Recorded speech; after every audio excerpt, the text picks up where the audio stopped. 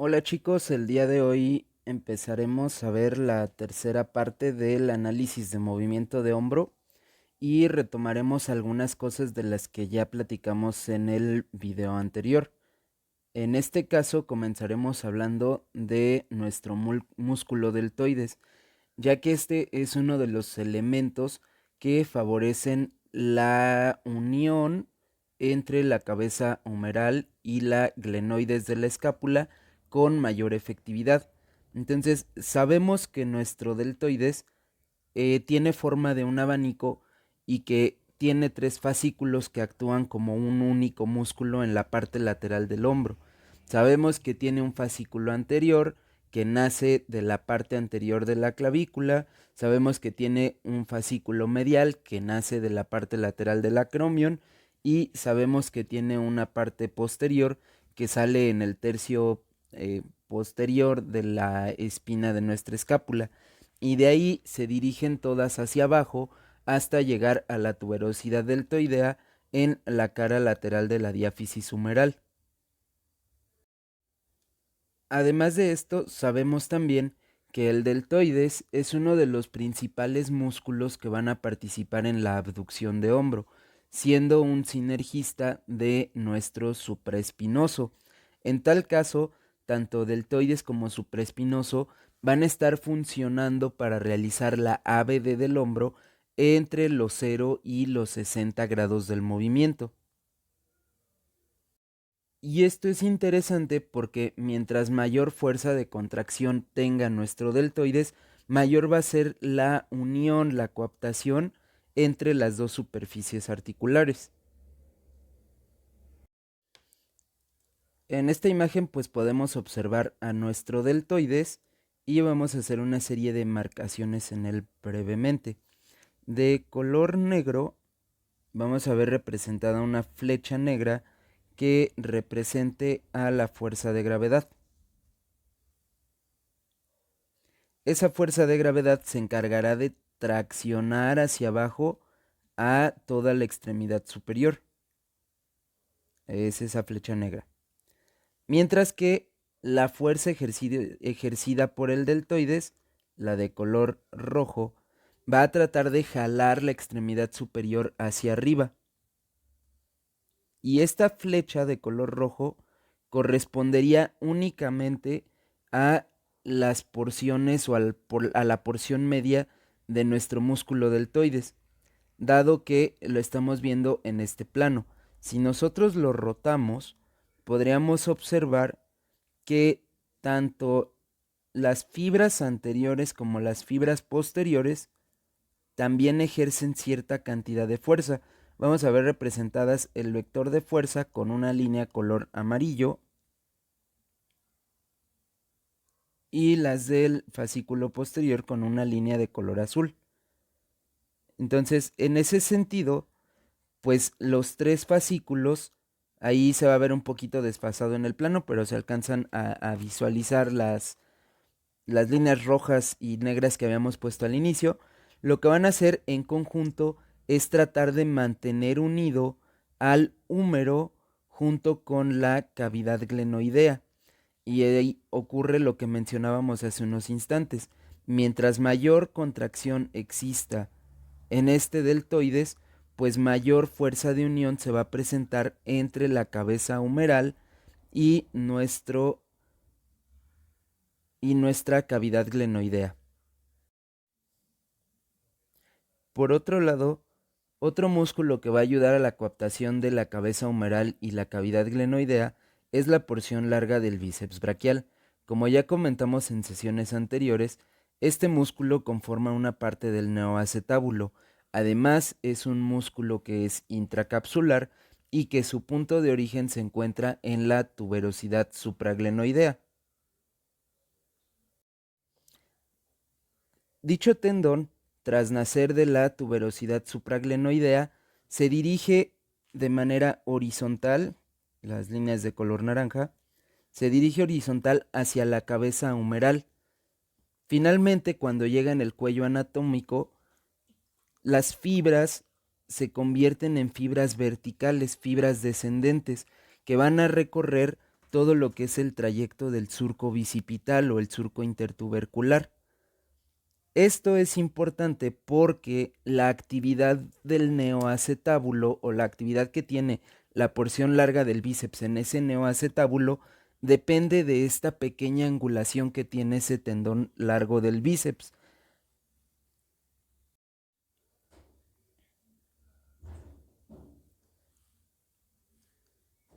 En pantalla podemos observar de color azul a nuestro músculo bíceps braquial. Con color rojo vamos a visualizar las fibras verticales de esa porción larga de nuestro bíceps que pasan por el surco bicipital, y de color azul las fibras horizontales que se dirigen hacia la tuberosidad supraglenoidea. Como puedes observar, entre ambas fibras forman un pequeño ángulo. Ese ángulo tiene una amplitud aproximada de 112 grados.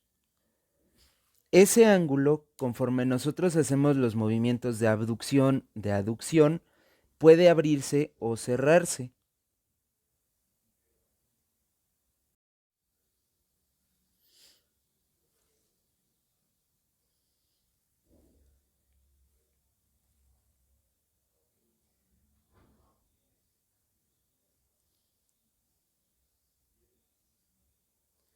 Lo que vamos a ver a continuación en pantalla son los movimientos, es el movimiento de abducción de hombro.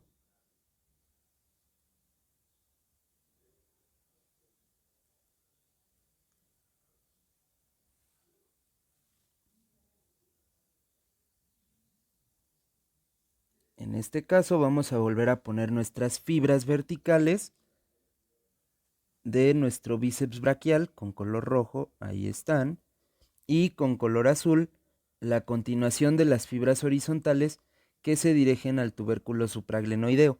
Como ya lo decíamos, tienen una angulación de 112 grados. Esa angulación va a tender a cambiar con el movimiento de ABD, sobre todo cuando el movimiento se encuentra a 90 grados de amplitud. Vamos a ponerle play.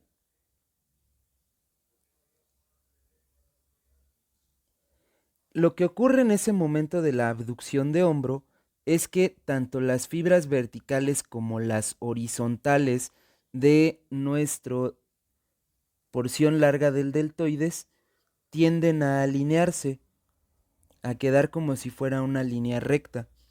Y eso genera un mejor efecto de estabilización de la articulación por parte del tendón largo del bíceps.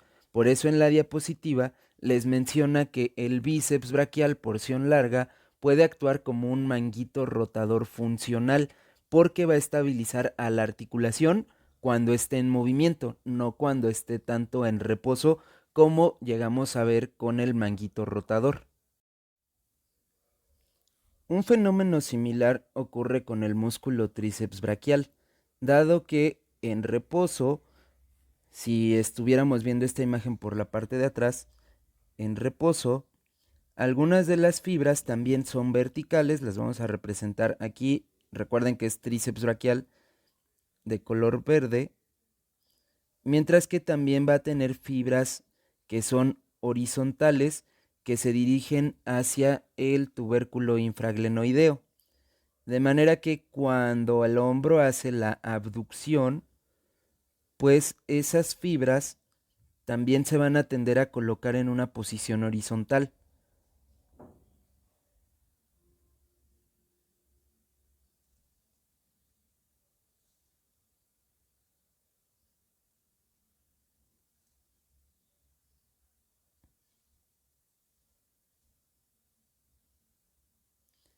¿Ok?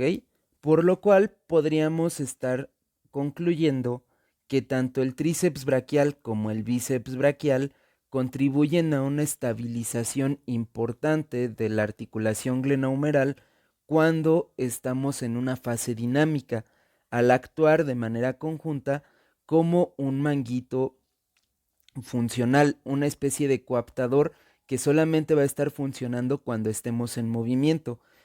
¿Y por qué va a funcionar? Por el sentido que van tomando las fibras de los tendones de ambos músculos. Uno estabiliza por la parte anterosuperior y el otro, el tríceps braquial, va a estabilizar por la parte postero inferior.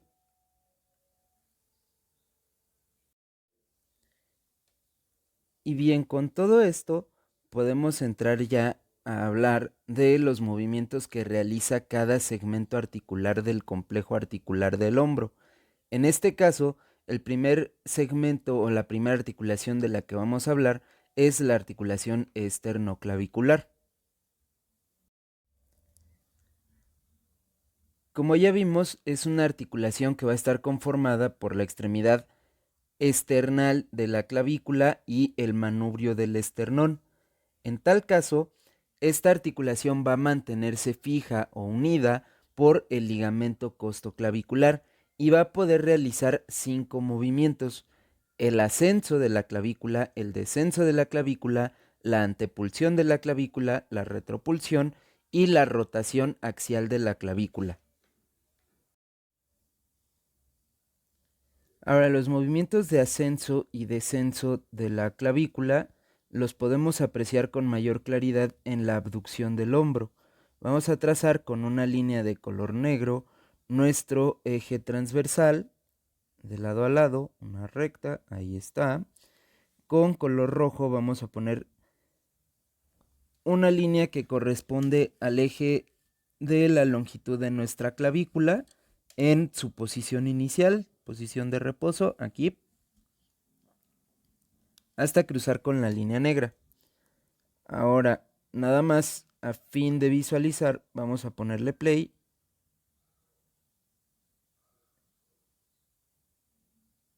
Y en esta posición, que es la que nos va a permitir Visible Body, que es como la más alta, ahí volvemos a marcar otra línea como referencia en torno a la longitud de todo lo que es la clavícula, igual una línea de color verde. Y se observa que hay un ligero desplazamiento. En la literatura se marca que ese ascenso es más pronunciado, de 8 a 13 centímetros. Si bien aquí parece que el desplazamiento es muy corto, muy pequeño, en realidad el movimiento de elevación o de ascenso que hace la clavícula es mayor porque el hombro llega a más grados de abducción.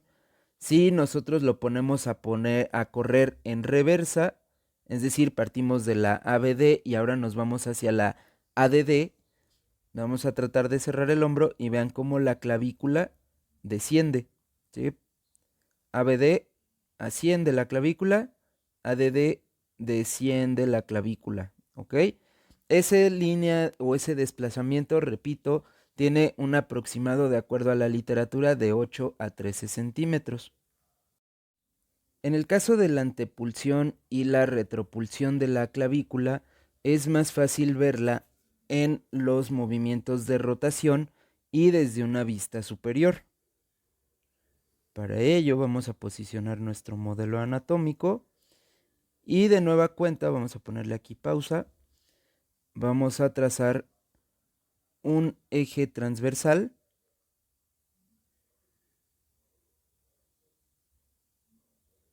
que vamos a colocar en la parte de adelante del cuerpo. Ahí. Con color negro vendría de esta manera nuestro eje.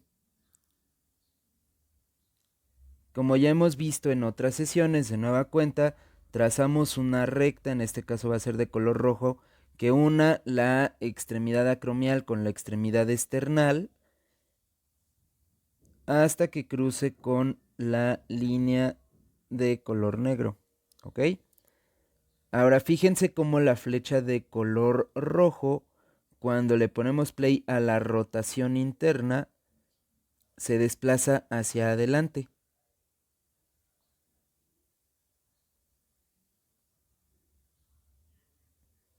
¿Ok? Ahí le vamos a poner pausa y ahora con una línea de color azul volvemos a marcar extremidad acromial, extremidad esternal y vean cómo de nueva cuenta Ahora sí, la estructura, la clavícula como tal, se está desplazando hacia adelante. Es decir, cuando hacemos la rotación medial del hombro, la rotación interna, la escápula, la clavícula hace un movimiento de anteropulsión. Vamos a regresarlo y ahí se ve con más claridad.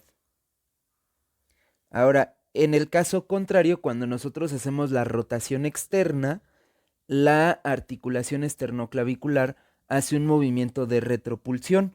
Si aquí lo regresamos, vean cómo la escápula la clavícula prácticamente se está moviendo hacia atrás. Entonces partimos de rotación interna, vamos a rotación externa, a regresar a posición neutra y la clavícula se está moviendo hacia atrás. Entonces, repito, cuando hacemos rotación interna, la esternoclavicular hace anteropulsión. Cuando hacemos rotación externa, la esternoclavicular hace un movimiento de retropulsión.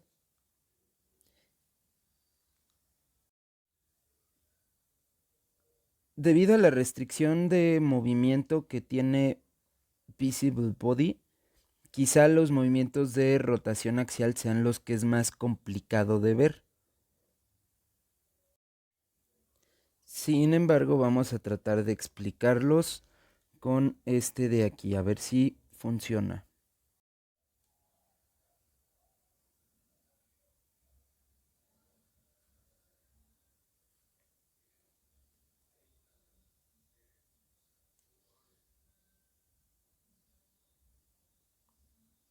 En el caso de las rotaciones axiales, significa que en torno a su eje longitudinal, la clavícula puede girar hacia adelante o bien puede producir un giro hacia atrás.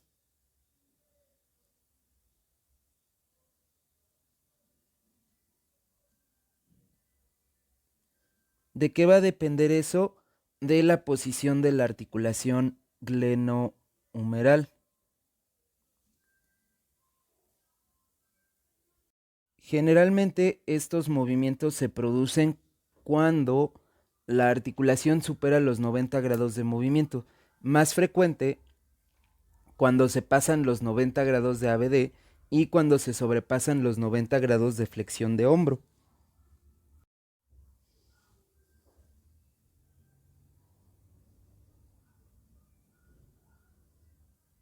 En este punto, lo que haría nuestra clavícula es hacer un movimiento de rotación en sentido posterior. Mientras más se incrementa en el rango de flexión de hombro, ese movimiento de rotación hacia atrás, de giro hacia atrás, es más pronunciado y tiene que ocurrir precisamente para permitir un posicionamiento adecuado entre lo que va a ser el acromion y la extremidad acromial de la clavícula. Si ese pequeño movimiento de rotación no ocurre, el movimiento se va a ver restringido. Ahora, cuando regresamos a la posición de reposo, es decir, vamos bajando el hombro, la rotación que se va a producir o el giro que va a dar la clavícula va a ser un giro hacia adelante para regresar a su posición original.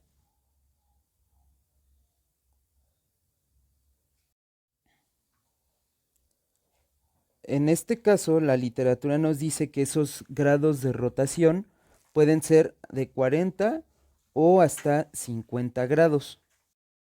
En el caso de la articulación acromioclavicular, se van a producir tres tipos de movimiento: bostezos, aperturas del ángulo escapuloclavicular y también un movimiento de rotación axial.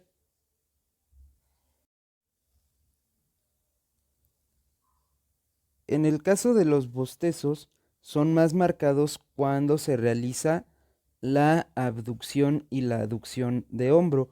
Si bien estos bostezos son discretos, son muy pequeños, con una longitud de 10 grados aproximadamente. Es importante tenerlos en consideración, dado que, de nueva cuenta, si ahora hay una restricción de la movilidad de la articulación acromioclavicular, pues se va a ver restringido el movimiento del complejo de hombro como tal. Ahora, entiéndase como bostezo, piensen un poquito en Pac-Man. Si alguna vez lo vieron, Pac-Man tiene una boquita de esta manera, entonces este es el bostezo.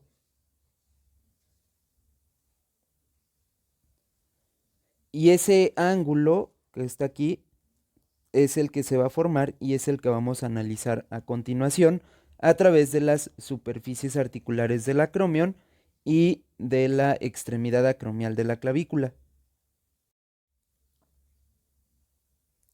Entonces, en este caso, vamos a poner con una flecha de color rojo la superficie que corresponde al acromion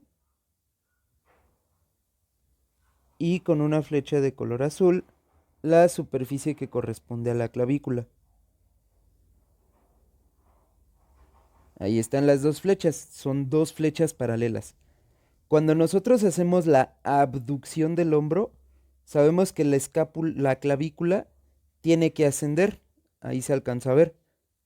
Tras ese ascenso, como no están unidas del todo las dos superficies articulares, lo que ocurre es que hay un pequeño choque entre ellas, que va a condicionar que el bostezo se empiece a abrir en la parte de abajo. Ahorita lo marco.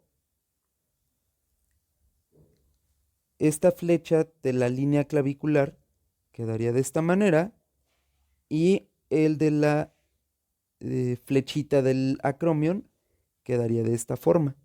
Entonces, si se fijan, ahora el bostezo la boquita se encuentra en la parte de abajo. Y es una apertura muy pequeña, como les decía, nada más 10 grados de movimiento. Entonces, es algo sumamente discreto.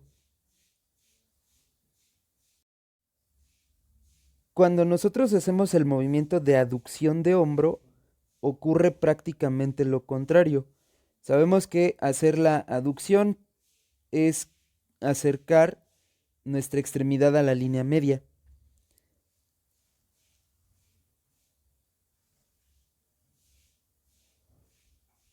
Aquí la restricción nos la va a dejar únicamente hasta acercarla hacia el cuerpo, pero prácticamente el efecto en la articulación acromioclavicular sería invertido.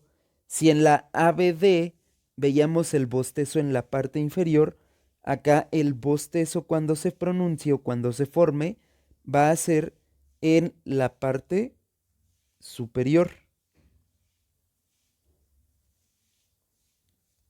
Lo que veríamos sería a las superficies chocando de esta manera. Y repito, ese bostezo que ahora se ve en la parte de arriba tiene una amplitud de únicamente 10 grados.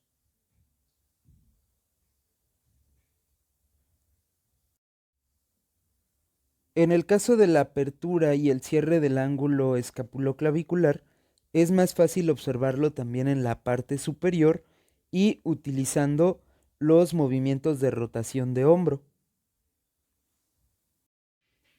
Para entenderlo un poco más, tenemos que recordar cómo habíamos establecido esos ejes de nuestro ángulo escapuloclavicular en la sesión anterior. Entonces, de aquí creo que es un poco más sencillo porque precisamente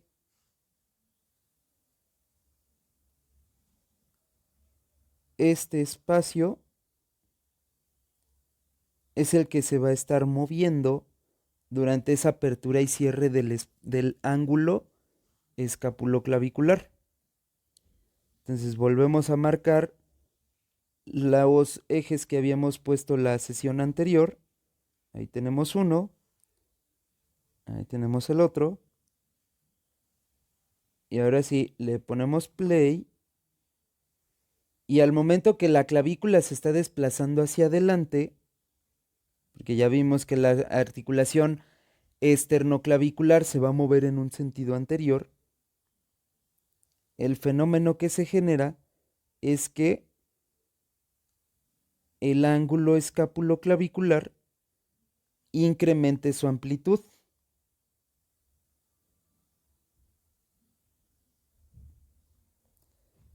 ¿Vale? Entonces, si se dan cuenta, los espacios que se forman entre las líneas rojas y los que se forman entre las líneas negras son diferentes. En el caso de las líneas negras, este ángulo es menor, mientras que en el caso de las líneas rojas, el ángulo es mayor, aparentemente. ¿Qué significa eso? Que cuando hacemos la rotación interna de hombro, la clavícula hace un movimiento de anteropulsión y aparte de eso, el ángulo escapuloclavicular incrementa su amplitud. Caso contrario cuando hablamos de las rotaciones externas. Cuando hablemos de las rotaciones externas, bueno, ya sabemos que la esternoclavicular se mueve hacia atrás, una retropulsión, y entonces ahora el ángulo escapuloclavicular va a tender a reducir su tamaño, es decir, se va a cerrar todavía más el ángulo.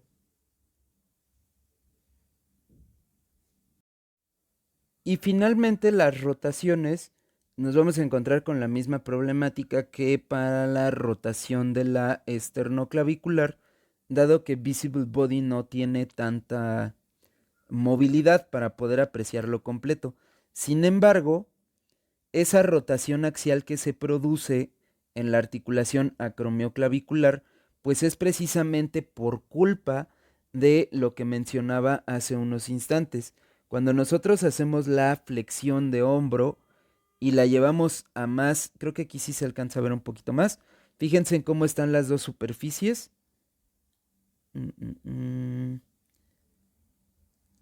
Esa corresponde a la clavícula y la de color azul corresponde al acromion.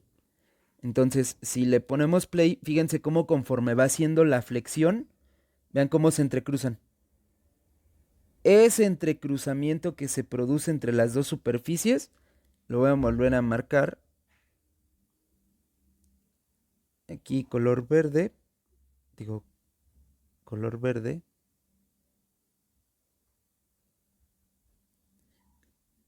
Y el acromion va a corresponder a la flecha azul. ¿Ok? Entonces, ¿qué fue lo que pasó? Que en este caso el acromion terminó generando un pequeño giro o haciendo un pequeño giro hacia posterior. Pero repito de nueva cuenta, ese giro es en respuesta a la rotación axial que se produce en la articulación esternoclavicular.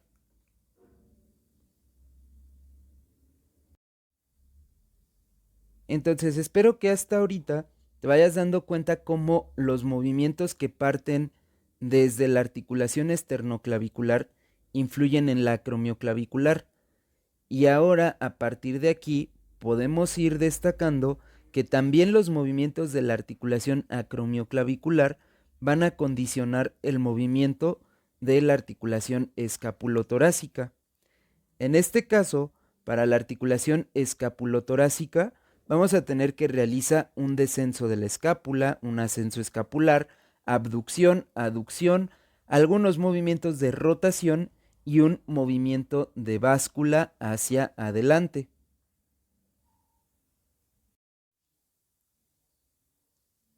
En este caso, los movimientos de ascenso y descenso de la escápula van a depender de músculos como nuestro trapecio, nuestro elevador de la escápula, el homoioideo y el romboides. En este caso, por ejemplo, las fibras medias de trapecio y sus fibras superiores, cuando éstas se contraen, lo que hacen es elevar ligeramente a nuestra escápula.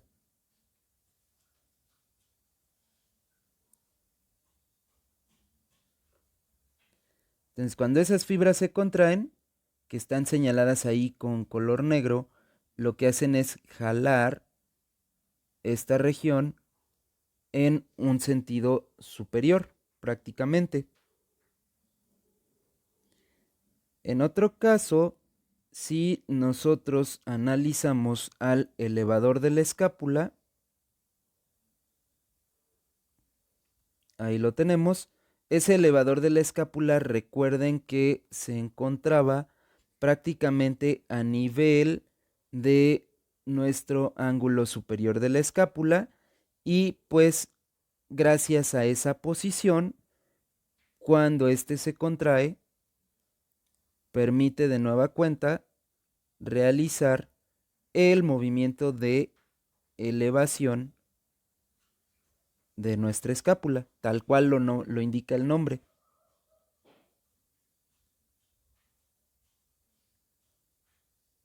En el caso de los romboides es importante que lo analicemos desde el punto de vista en el cual sus fibras están oblicuas hacia arriba, o más bien de arriba hacia abajo, partiendo desde de la columna vertebral, y cada que éstas se contraen, van a provocar un doble mecanismo. ¿Por qué razón doble mecanismo? Porque cuando se contraen, van a jalar a la escápula hacia la línea media, es decir, en una ADD, pero por la disposición que tienen también las fibras, la jalan hacia en medio, ADD, y hacia arriba. ¿Ok? Entonces, realmente el romboides lo que hace es jalar a la escápula, o los romboides lo que hacen es jalar a la escápula en diagonal. Una diagonal que se dirige, repito, hacia la línea media y hacia arriba.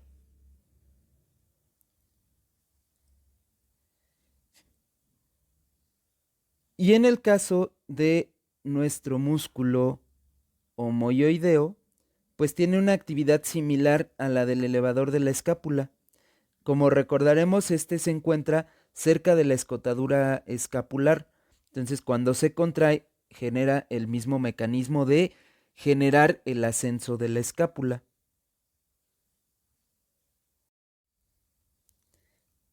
Además de esto, la escápula puede realizar movimientos de abducción y de aducción.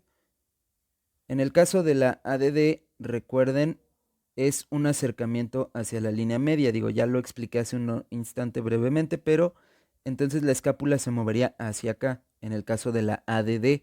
Cuando hace la aducción, el desplazamiento que va a seguir la escápula es hacia lateral.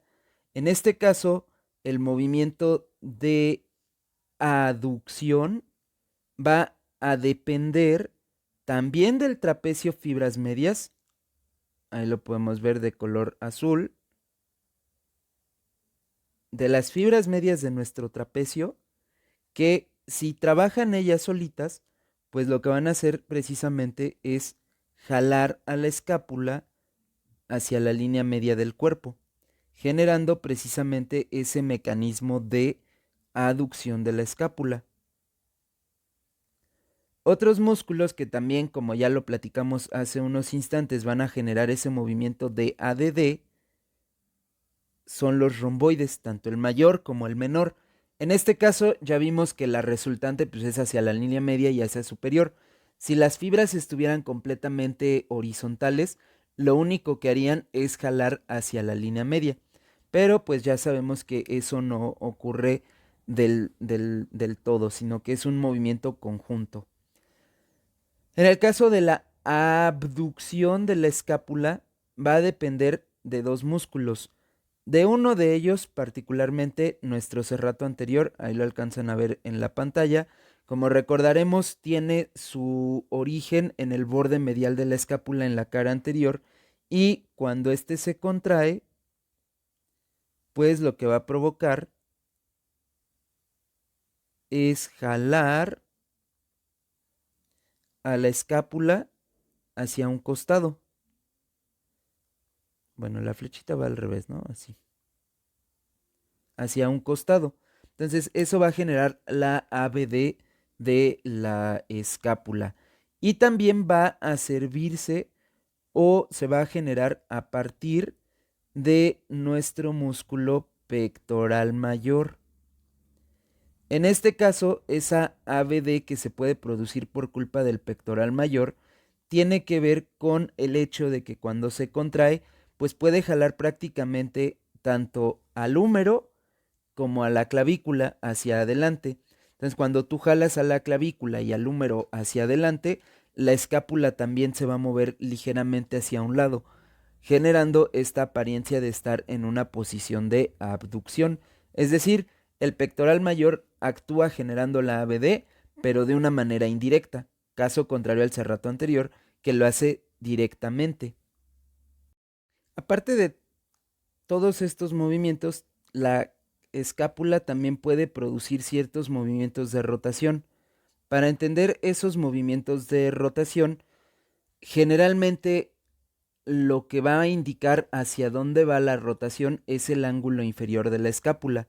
Si el ángulo inferior de la escápula está orientado hacia el lateral, se dice que la escápula está en rotación externa. Si el ángulo inferior de la escápula apunta hacia la línea media, se dice que la escápula está haciendo una rotación medial. Es decir, si queda, esperen, si queda de esta manera,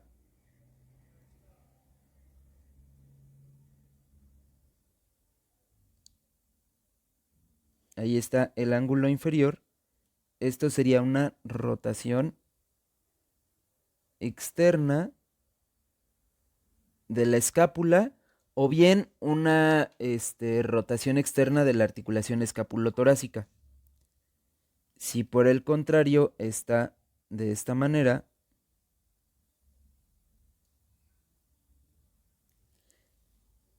el ángulo inferior se está acercando a la línea media, esta sería una rotación interna de la escápula o bien de la articulación escapulotorácica. Esos dos movimientos de rotación pues también son importantes y van a ser a veces consecuencia de la actividad de otros músculos que ya hemos mencionado. En el caso de la rotación lateral va a depender de músculos, de una acción combinada de diferentes músculos. En este caso la rotación externa va a depender del serrato anterior, que lo ven ahí, de nuestro trapecio, fibras superiores e inferiores y de algunos que no hemos mencionado, pero que creo que aquí no me aparecen por el modelo que escogí, pero que van a ser el redondo mayor particularmente y el otro que sí aparece, pues lo tenemos acá, es el homoioideo. Todos esos 4 músculos van a estar trabajando en conjunto para generar esa rotación externa de la escápula.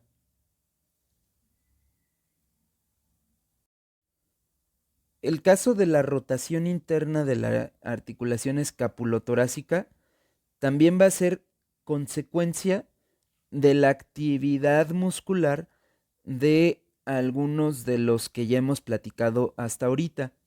Esa rotación interna de la escápula va a depender de los dos romboides mayor-menor del elevador de la escápula, que creo que lo quité en el ejercicio anterior, pero el elevador de la escápula también participa, de esos tres en particular. Y ahí vamos a tener el añadido de que para generar esa rotación interna de la escapulotorácica, también el peso de la extremidad va a ser importante para generar ese movimiento. El peso de la extremidad lo estoy representando con esa flecha de color negro. El húmero jala hacia abajo de la escápula y entonces pues la escápula terminaría quedando en esta posición. ¿Ok? Entonces por eso el peso de la extremidad es uno de los responsables de generar ese movimiento de rotación interna de la articulación escapulotorácica. Por último tenemos el movimiento de báscula anterior. En este caso, entiendan la báscula como si fuera un mecanismo como de campana, el badajo de una campana, porque es un movimiento que depende de nuestro pectoral menor. En este caso, ahí tienen a la escápula y ahí tienen al pectoral menor de color azul.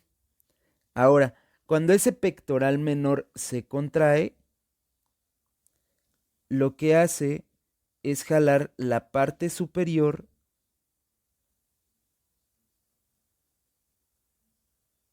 de la escápula hacia adelante.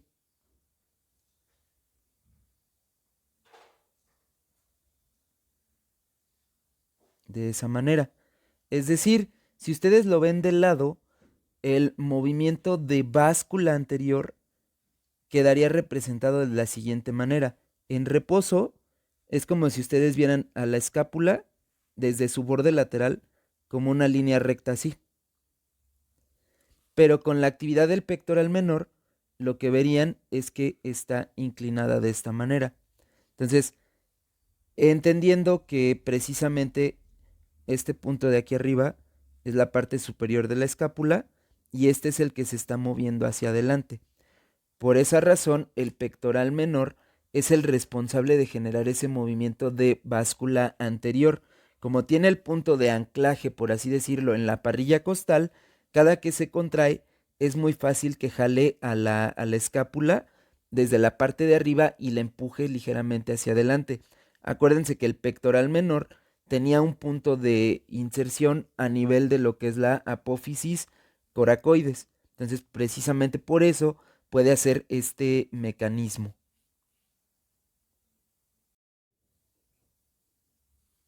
Y pues bueno, esta articulación va a carecer de estabilizadores pasivos, es decir, es una articulación que no va a tener ligamentos, que no va a tener una cápsula articular, como lo presentábamos al inicio de este tema, pues es una articulación falsa que simplemente funciona a través de espacios de deslizamiento. Sin embargo, sí va a tener estabilizadores activos, músculos que en concreto se ayuden a mover o fijar a nuestra escápula. Y como ya se pudieron dar cuenta en la diapositiva pasada, prácticamente son el elevador de la escápula, el trapecio, tanto fibras medias como superiores e inferiores, los dos romboides y nuestro serrato anterior. Todos ellos van a trabajar de manera conjunta para darle movilidad o estabilidad a esa articulación escápulo-torácica.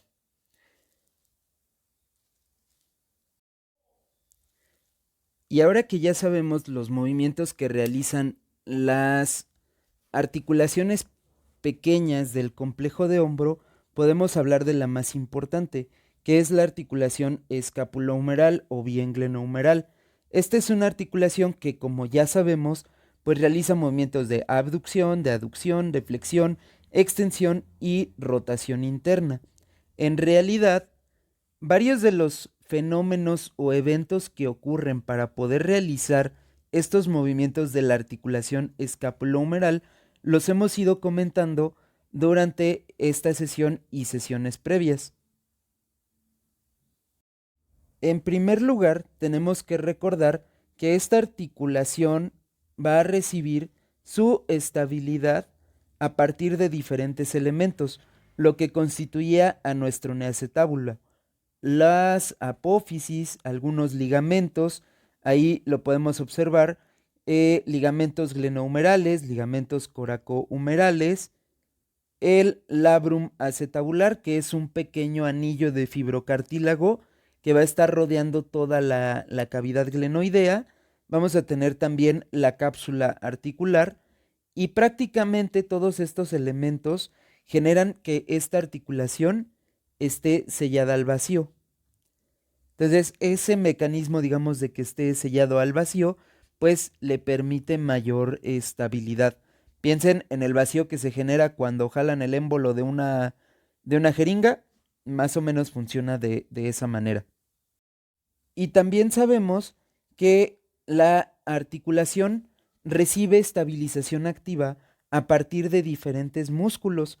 Sabemos que para esto el manguito rotador es fundamental. Ya vimos que constituye una parte importante del noacetábulo, supraespinoso por la parte de arriba, subescapular por la parte anterior, infraespinoso y redondo menor por la parte posterior, más el tendón largo del bíceps que pasaba por dentro de la cápsula articular.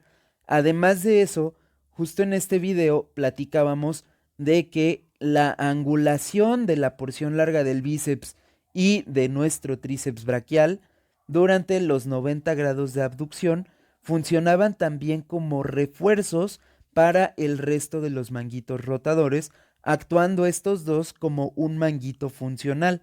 Entonces, todos estos son los que le van a dar la estabilidad activa a la articulación glenohumeral. Dicho eso, podemos analizar los movimientos de la articulación glenohumeral. En primer lugar, vamos a tener la flexión de hombro. Sabemos que la flexión de hombro es un movimiento que se realiza en un plano sagital en torno a nuestro eje transversal. En este caso, aquí está la flexión del hombro. En este caso, pues sabemos, ahí lo tienen el movimiento que es precisamente en relación a nuestro eje transversal y pues ahí lo vieron, ¿no? Hasta estábamos poniendo nuestro plano como tal. Entonces, en este caso, también las superficies articulares van a tener algún tipo de movimiento.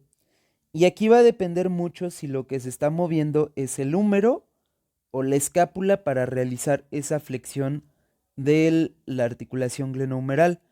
Cuando el que está girando o el que está haciendo el movimiento es el húmero, el movimiento que se va a generar es una rotación en un sentido póstero inferior. Es decir, ahí ponemos nuestro plano nuevamente. Y el giro que hace la cabeza es hacia atrás y hacia abajo. Entonces, si le ponemos play, vean cómo la cabeza acompaña a esa flecha de color negro, ¿vale? Ahora, si lo que hacemos es la flexión, pero con la escápula móvil, el movimiento sería inverso. En ese sentido, lo que terminaríamos realizando es que la escápula va a girar hacia adelante y hacia abajo. Más adelante explicaremos este ejemplo o esta situación de cuando la escápula es el segmento que es móvil, porque lo más frecuente es que el húmero sea el segmento que movemos para hacer la flexión de la articulación glenohumeral. Entonces, recapitulo, si el húmero es el segmento móvil, la rotación entre las superficies articulares es en sentido postero-inferior por parte de la cabeza del húmero. Si la escápula es la que se mueve para hacer la flexión del hombro, el movimiento va a ser una rotación hacia adelante y hacia abajo por parte de la cavidad glenoidea. ¿Qué otra cosa sabemos? Bueno, ya podemos ir integrando algunos otros movimientos que hemos visto de otras articulaciones. A nivel de la articulación esternoclavicular, se produce un ascenso de la clavícula. En la articulación acromioclavicular hay una rotación axial. A nivel de la articulación escapulotorácica, sabemos que está haciendo una abducción y si lo seguimos llevando a más de 90 grados, va a terminar haciendo la rotación externa del movimiento. En suma, ¿qué otra cosa hemos comentado? Cuando hacemos este movimiento de flexión de hombro, pues ya vimos que también existe actividad de algunos ligamentos.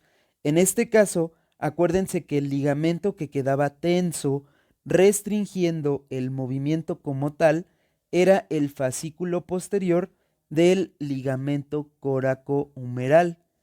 ¿Qué otros músculos se van a oponer al movimiento de flexión junto con ese ligamento?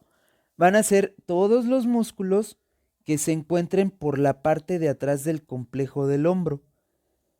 También en ese sentido, aparte de los músculos, pues van a estar interactuando como opositores del movimiento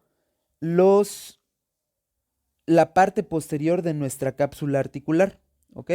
Entonces, si yo hago la flexión, todo lo que está aquí atrás es antagonista prácticamente de la flexión del hombro. Además de eso, ¿qué sabemos? Ok, ya sabemos quiénes se oponen. ¿Quiénes van a ser los músculos agonistas o los músculos efectores de este movimiento? Bueno, en este caso van a ser las fibras anteriores de nuestro músculo deltoides, el pectoral mayor, el coracobraquial y nuestro bíceps braquial. Todo esto que les estoy comentando está aquí. Y bueno, ese rango de movimiento de amplitud para la flexión de hombro, si únicamente nos centráramos en superficies articulares, sería aproximadamente de 120 grados. Puede llegar a más, sí, con algunas compensaciones, pero si únicamente hablásemos de la glenohumeral, permite 120 grados de hombro. Y ahí va a depender un poquito de la literatura que consulten. En este caso, el autor Michael Dufour pues nos dice que es de 120. Dato curioso, para que una persona pueda hacer actividades de la vida diaria, es decir, llevar la mano hacia adelante para poder meterse una cuchara a la boca, cepillarse los dientes, peinarse, ocupamos mínimo 45 grados de flexión de hombro.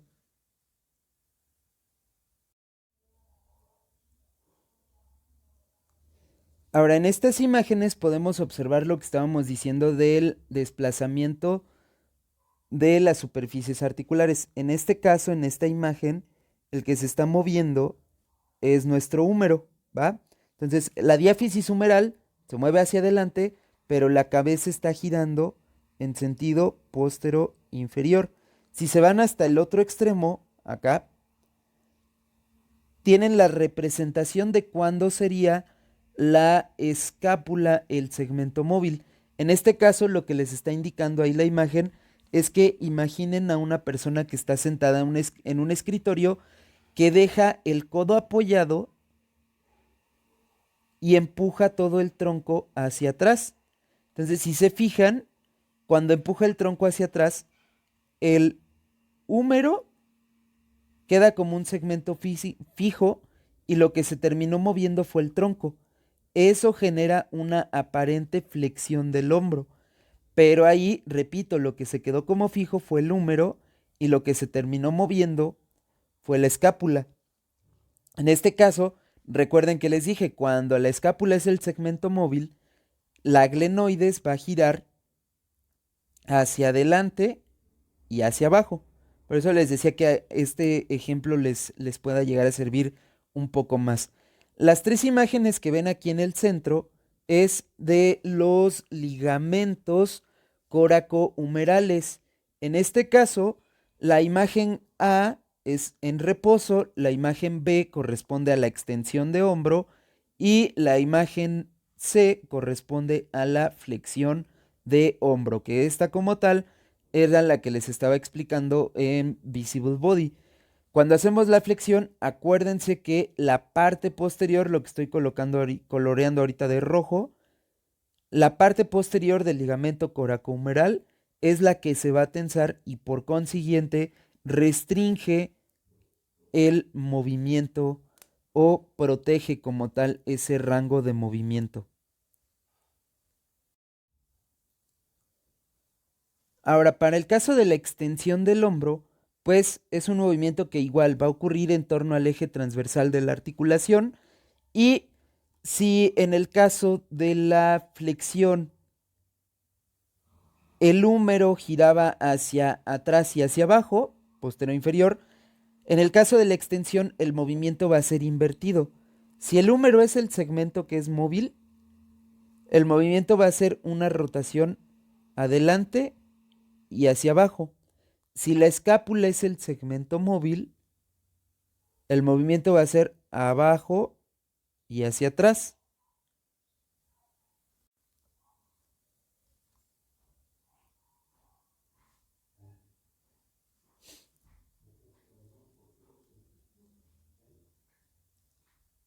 Ahí observen cómo precisamente con el húmero móvil, la cabeza humeral termina girando adelante y hacia abajo. Entonces ahí vamos, ahí está. Reposo, extensión, va para adelante y hacia abajo. ¿Qué otra cosa también ya mencionamos? Ok, ¿quién va a ser el ligamento que quede tenso? En este caso, pues ya sabemos que el fascículo anterior de los ligamentos coracohumerales es el que se va a tensar y a limitar el movimiento. Asimismo, también la parte de adelante de la cápsula articular limita este movimiento y también ligeramente los ligamentos glenohumerales anterior, medio y superior, medio e inferior.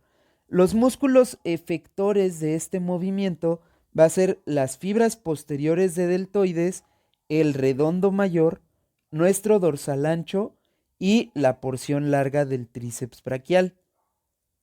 Además de eso, podemos ir agregando los movimientos de las demás articulaciones y van a ser opuestos y de igual manera a los de la flexión. En tal caso, la articulación esternoclavicular desciende, la acromioclavicular pues rota hacia atrás, la escapulotorácica produce un movimiento de aducción y de rotación interna. En el caso de la abducción de hombro, sabemos que la abducción es un movimiento que se realiza en relación a nuestro eje sagital.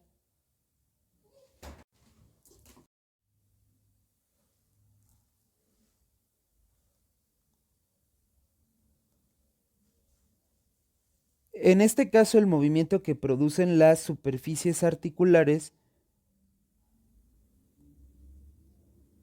concretamente la cabeza humeral, va a realizar un movimiento de rotación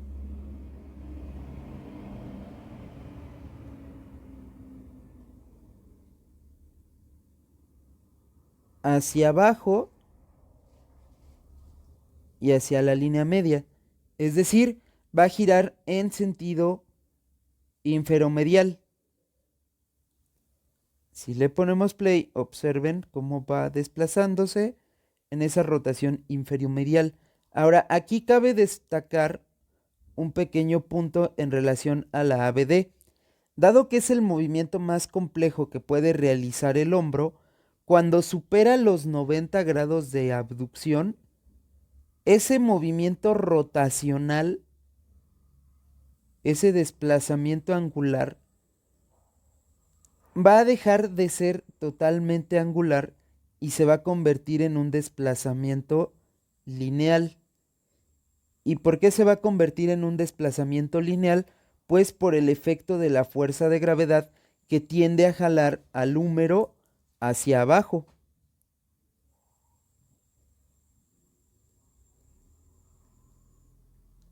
Aparte de eso, ¿qué otras cosas sabemos?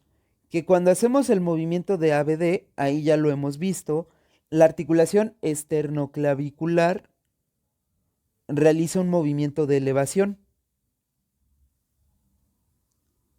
En el caso de la articulación acromioclavicular, sabemos que genera un bostezo en la parte inferior de esa superficie.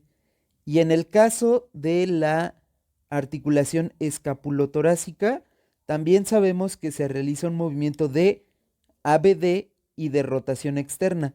Va a ser más marcada la rotación externa conforme más vayamos ganando rangos de movimiento. Ahora, ese movimiento de ABD y de rotación externa que se genera en la escápula es para permitir que la glena se vaya posicionando con la cabeza humeral durante todo el rango de movimiento. Si esto no ocurriera, la cabeza humeral perdería congruencia con la cavidad glenoidea y entonces la fuerza de gravedad lo que generaría sería luxar dicha articulación. Ahora tenemos otros elementos que se van a encargar de dar estabilidad o de limitar como tal el movimiento. De aquí ya sabemos que los ligamentos más importantes van a ser el ligamento glenohumeral, particularmente el glenohumeral inferior. Si bien el medio ayuda con ligera tensión, recuerden que el más importante es el glenohumeral inferior, la parte anteroinferior de la cápsula articular y obviamente para limitar el movimiento, pues todos los músculos que sean antagonistas del movimiento. Ahora, músculos motores que van a participar para generar la ABD va a ser el deltoides medio y nuestro supraespinoso en los primeros 60 grados. El subescapular, el pectoral mayor, el dorsal ancho y el redondo mayor también pueden apoyar nada más hasta los grados que ven aquí en pantalla, 35, 50, 50 respectivamente. Ahora, sabemos también que cuando esa ABD se supera por encima de los 90, necesita también una compensación con la musculatura de trapecio fibras medias. ¿Por qué de trapecio fibras medias? Porque va a ser la que esté jalando la, ¿cómo se llama? A la escápula para generar el movimiento de elevación. ¿A qué quiero llegar con esto? Que acuérdense que los movimientos de la articulación escapulotorácica dependen de algunos músculos. Y ya vimos ahorita que la articulación glenohumeral se mueve y va a mover también a la articulación escapulotorácica. Entonces, esta lista de aquí que ven corresponde únicamente a la articulación glenohumeral. Eso no exenta que los músculos que generan la abducción y rotación externa de la escápula no se estén activando. Van a ocurrir los dos eventos a la par. Y Dufour nos dice que la amplitud de movimiento pura en esa articulación glenohumeral para completar la ABD es de 60 a 100 grados. Y ahí hago énfasis en que es de acuerdo a Dufour y que es en el movimiento puro de la articulación, porque si bien nosotros la podemos valorar más allá de los 100 grados de amplitud, aquí hace referencia únicamente al desplazamiento de superficies articulares.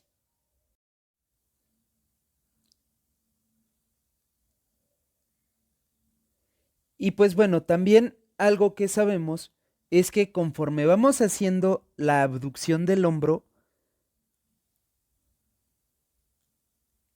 esa cabeza humeral va generando un movimiento de rotación. Sin embargo, conforme va haciendo el movimiento rotacional sobre la glena, va cambiando el punto de apoyo que tiene en toda su superficie. Si no cambiara ese punto de apoyo, la imagen se vería como esto de aquí. Sin embargo, eso no ocurre. Observen cómo aquí, por ejemplo, les marca que en menos de 50 grados el punto de apoyo está en esta región punteada. Conforme vamos ampliando el rango de movimiento en ABD, ese punto de apoyo empieza a cambiar. Empieza en la parte inferior y termina en la parte superior de la cabeza humeral. Entonces, ese cambio del punto de apoyo cada que hacen el movimiento de ABD es fundamental para completar el movimiento. Si ese cambio del punto de apoyo no ocurre, de nueva cuenta el movimiento no es posible. Estas imágenes lo que tratan de presentar es la actividad del ligamento glenohumeral inferior, en este caso, cuando hacemos los movimientos de ABD, cómo se tensa para restringir o limitar el movimiento. Y por el otro lado, podemos observar a la musculatura efectora del movimiento de abducción de hombro. En este caso, el más superficial que ven aquí es el deltoides. Luego, más profundo, aquí en medio tienen a su supraespinoso, y esta tirita que se ve en el centro es la porción larga del bíceps. Cuando hacemos el movimiento de ABD, la tensión de estos tres va a ejercer mayor fuerza de empuje de la cabeza contra la cavidad glenoidea, y pues eso también va a favorecer la estabilidad de dicha articulación. Finalmente tenemos el movimiento de aducción de hombro. En el caso de la aducción del hombro, pues es igual un movimiento que se genera en el eje sagital, cuyo desplazamiento de superficies articulares va a ser opuesto al que estábamos comentando en la abducción del hombro, y en este caso la rotación de la cabeza humeral va a ser un movimiento de rotación superolateral y puede generar también un deslizamiento superior de la misma cabeza. Esto entendiendo porque cuando nosotros hacemos la ADD, puede llegar a ocurrir un momento en el cual estamos haciendo el cruce por encima del torso y eso empuja ligeramente el hombro hacia arriba. Entonces, reitero, si se dan cuenta, es un, ¿cómo se llama? Movimiento que genera un desplazamiento opuesto en las superficies. En el caso de la ABD, era una rotación inferomedial y un desplazamiento inferior.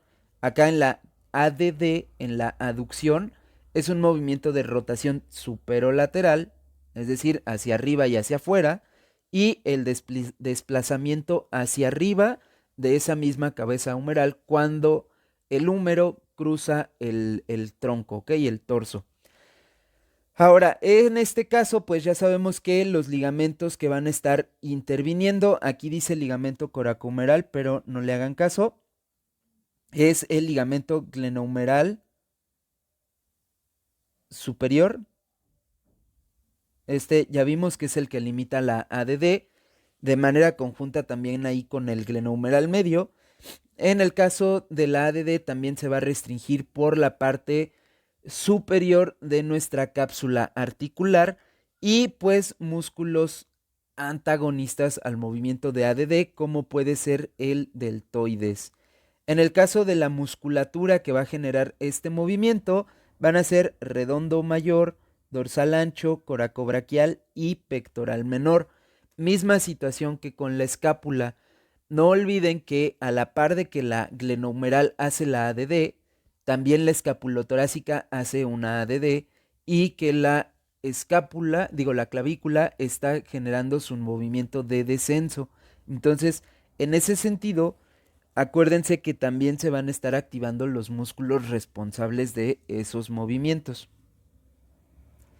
Y como tal, una amplitud de movimiento global para la ADD, si no tomamos en cuenta el sobrepasar el torso, es aproximadamente de 30 grados.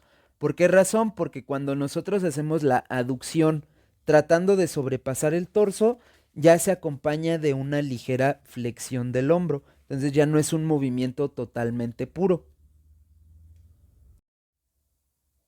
En el caso de las rotaciones externa e interna, nos vamos a dar cuenta que son movimientos que se realizan en torno al eje longitudinal. En este caso, si nos posicionamos para ver la rotación externa, nos daríamos cuenta que el movimiento, el giro que se realiza para la rotación externa es hacia adelante y hacia afuera. Es decir, en este caso el giro es una rotación anterolateral. Y ese movimiento de rotación anterolateral puede llegar a cambiar si ustedes parten de una flexión de hombro para hacer la rotación externa. El giro es hacia superior, hace una rotación hacia superior. Y si parten de una abducción de 90 grados para hacer la rotación externa, también la cabeza humeral va a generar una rotación hacia arriba. Entonces, el movimiento rotacional de la cabeza humeral en las rotaciones, ahí va a depender ligeramente de la posición en la que se encuentre de manera inicial la articulación glenohumeral. Entonces, aquí, si está en reposo, ya vimos, es en un sentido anterolateral. Si es en flexión o en abducción, la rotación de la cabeza va a ser en sentido superior.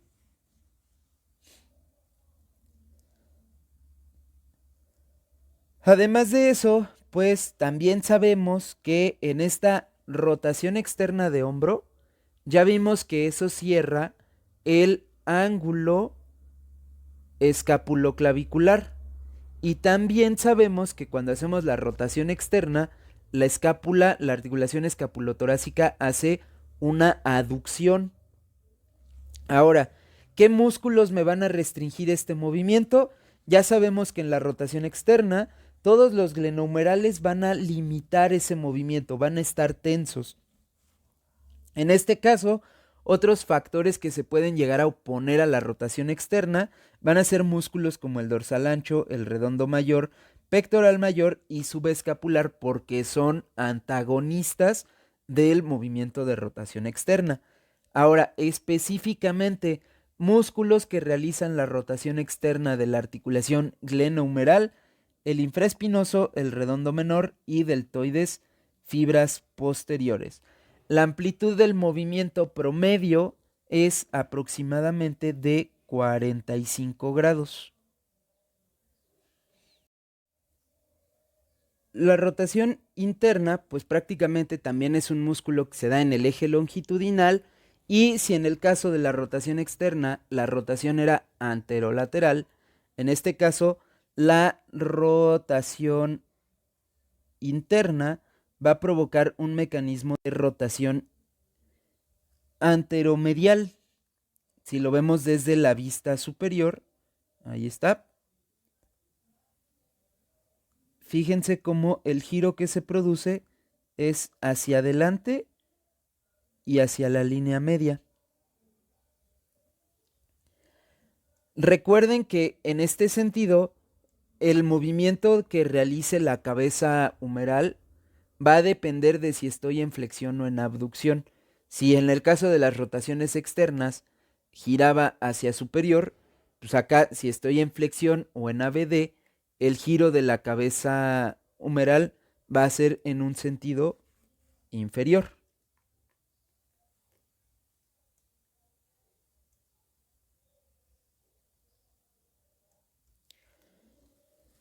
Como tal, sabemos que en este caso los ligamentos glenohumerales iban a estar distendidos, prácticamente no iban a estar tensos. Los únicos que van a actuar como limitantes de la rotación externos van a ser todos los elementos de la parte posterior del hombro o bien los músculos antagonistas de la rotación interna del hombro. ¿Quiénes van a ser los efectores? El subescapular, pectoral mayor, dorsal ancho, redondo mayor, deltoides, fibras anteriores y la porción larga del bíceps. En este caso, la amplitud de movimiento va a ser mayor, aproximadamente de 90 grados. Eso también, pues, porque no hay un ligamento que restrinja como tal este tipo de movimientos. Ahora, acuérdense que en el caso de la rotación interna, la escápula o la articulación esternoclavicular hace un movimiento de antepulsión y se abre el ángulo escapuloclavicular. Además de eso, la articulación escapulotorácica se desplaza en un movimiento de ABD, de abducción. Y pues esos son todos los movimientos o todas las cosas que ocurren con los movimientos de la articulación glenohumeral. Ahora, como vieron, o como pueden, espero que puedan entender ahorita, el hecho de que ustedes muevan la articulación glenohumeral genera movimientos en las demás articulaciones. En particular, hay algo que se conoce como ritmo escapulohumeral, y ese ritmo escapulohumeral significa el movimiento que existe a la par entre la articulación escapulotorácica y la articulación escapulohumeral. Generalmente van por tercios, digo, ahí tienen las imágenes, pero en esta tablita se puede entender un poco mejor. Y particularmente va relacionado ese ritmo escapulohumeral con el movimiento de abducción de hombro. Hace un instante les decía, el movimiento de la abducción es el movimiento más complejo por las posiciones que tiene que adoptar la cabeza humeral, por los movimientos de la escápula, porque es un movimiento que se realiza en contra de la fuerza de gravedad, porque no hay tanta coaptación entre las dos superficies articulares, por diversas razones. Entonces, ese ritmo escapulohumeral se entiende muy bien con el movimiento de la ABD. En este caso, si hablamos de la abducción de los 0 a los 30 grados, vamos a segmentar articulación escapulohumeral y escapulotorácica, ¿sale? De este lado en escapulohumeral cada una va a mostrar los grados de movimiento que aportan. De esos 0 a 30 grados de abducción, 25 van a ser aportados por la articulación escapulotorácica, mientras que 5 grados, digo, por la articulación escapulohumeral, perdón, y 5 grados van a ser aportados por la articulación escapulotorácica. Si esos 0,30 grados se dividen en sextos, estos de aquí, 5 sextos del movimiento son aportados por la escapulohumeral y un sexto por la escapulotorácica. Me parece que es más entendible con la cuestión de los grados. Ahora, si nos vamos entre los 30 y los 90 grados de abducción del hombro, la articulación escapulohumeral aporta 65 grados, mientras que la escapulotorácica aporta 25 grados de estos de acá, de los 90 que tenemos de rango de movimiento. Entre los 90 y los 150 de ABD que ya conocemos, la articulación escapulohumeral, la glenohumeral, aporta 85 grados y la escapulotorácica una abducción de 65 grados. Entonces, si se fijan, van a la par prácticamente. En algún punto, cuando estábamos hablando de la abducción de hombro y que les dije, estos 100 grados son solamente de la articulación glenohumeral, les dije que más allá empezábamos a tener ciertas compensaciones que no correspondían únicamente a la articulación glenohumeral. Acá ya lo podemos ver. Prácticamente cuando ya pasamos los 150, ya hay mucha movilidad en la articulación escapulotorácica. Y vean, para decir que tenemos una ABD de 150 a 180 grados, necesitamos emplear una inclinación del tronco de manera contralateral para poder completar ese rango de movimiento. Es decir, si yo quiero hacer la ABD a 180 grados del lado derecho, tengo que inclinar mi tronco hacia el lado izquierdo para poder completar ese rango de movimiento. Eso si solamente estoy utilizando una extremidad. Si hago el movimiento de ABD a 180 grados con las dos extremidades, la columna toracolumbar o todo el segmento toracolumbar lo que va a realizar es un movimiento de extensión y eso para permitir precisamente que se alcancen los 180 grados de amplitud de movimiento. Y pues con esto damos por concluido el tema del análisis de movimiento del hombro. Los espero el día viernes para resolver dudas y pues nada chicos, buena semana.